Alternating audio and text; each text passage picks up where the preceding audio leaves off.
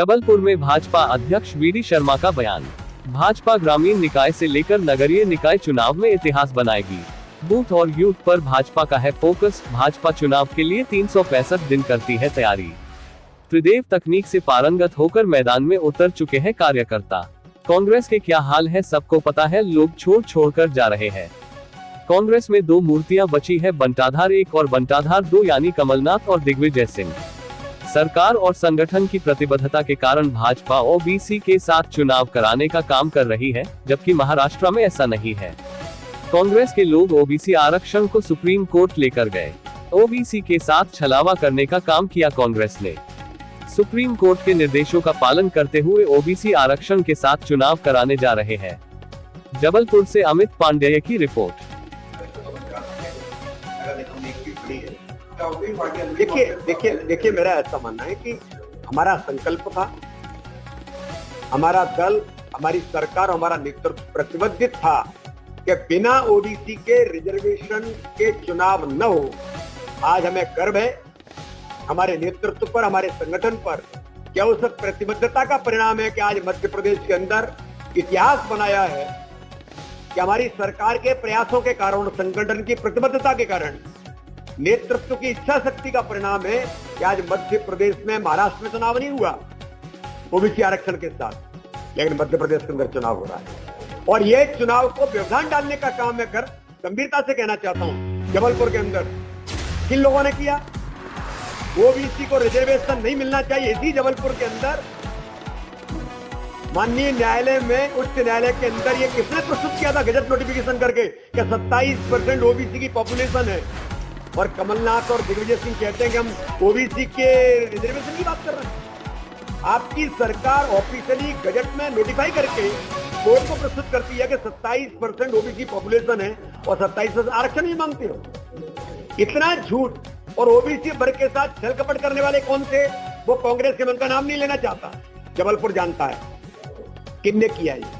माननीय सर्वोच्च न्यायालय ने कहा, जब सर्वोच्च न्यायालय के अंदर लेकर के गए कि इन्होंने पिटीशन की, वो कौन लोग थे? हम तो चुनाव करा रहे थे, 27% के आधार पर ही करा रहे थे। चुनाव प्रक्रिया में आ गया था, नॉमिनेशन हो गए थे। सुप्रीम कोर्ट लेके कौन गया? कांग्रेस के नेता लेकर के गए। वही कांग्रेस के कार्यकर्ता थे जिन्होंने किया। तो ओबीसी वर्ग के साथ छलावा, धोखा देने का काम इन्होंने किया। लेकिन मेरे मुख्यमंत्री क्यों जागृत हो रहा है? कांग्रेस लोग तो बचा नहीं है। अब दो ही मूर्तियां बची हैं कि मिस्टर बंटाधार नंबर 1 और मिस्टर बंटाधार नंबर 2। दिग्विजय और कमलनाथ, अब इनके नेतृत्व में क्या होगा आप देखते जाइए।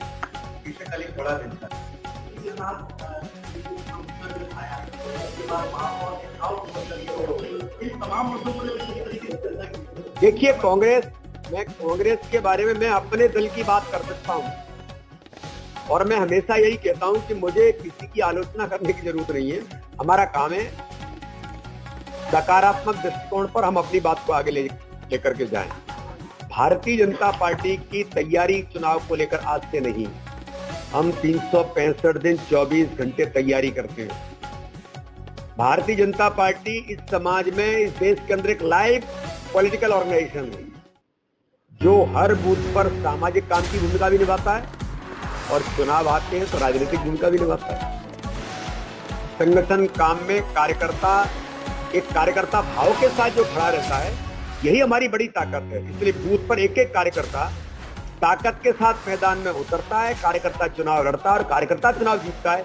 इससे हम कभी ये चिंता नहीं पालते कि कोई भी चुनाव आएगा, हमारा कार्यकर्ता उसके लिए तत्पर और तैयार है। इसलिए प्रत्येक बूथ पर हमारे त्रिदेव तकनीक से पारंगत होकर के मैदान में उतर चुके हैं। सोशल मीडिया की टीम हमारी केवल प्रदेश या जिला या मंडल नहीं, अभी तो हमने प्रत्येक बूथ तक सोशल मीडिया के हमारे उस नेटवर्क को, आईटी के नेटवर्क को, कि हमारे बूथ अध्यक्ष, बूथ महामंत्री, बीएलए भी अब संगठन ऐप से पारंगत हो चुके हैं। तो मेरा ऐसा मानना है कि चुनाव हम हमेशा से इस तैयारी में रहते हैं। कोई भी चुनाव आएगा, चाहे प्रत्यक्ष हो या अप्रत्यक्ष हो, भारतीय जनता पार्टी का कार्यकर्ता इसके लिए कमर कस करके तैयार है, मैदान में उतरा है। जहां तक कांग्रेस की बात है तो मित्रों, मुझे कुछ कहने की जरूरत नहीं है। आप सब लोग जानते हैं कांग्रेस के क्या हाथ हो गए, कैसे